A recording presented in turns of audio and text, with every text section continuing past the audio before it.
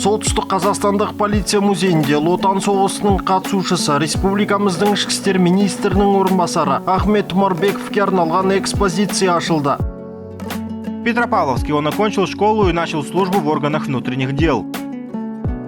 Майдан даласында да бейбіт уақытта да табандылығымен, кәсібилігімен ерекшеленген. Оның жалпы қызмет өтілі 43 жыл.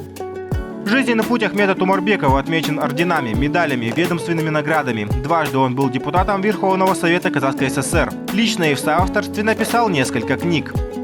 Милиция генерал-майоры Тұмарбековтың балалары Солтүстік Қазақстан облысы полиция департаменті музейінің қорына ардагердің нысанды киімдерін сыйға тартты. Мы, семья Тумарбековых, передаем шинель и папаху в музей департамента полиции Северо-Казахстанской области.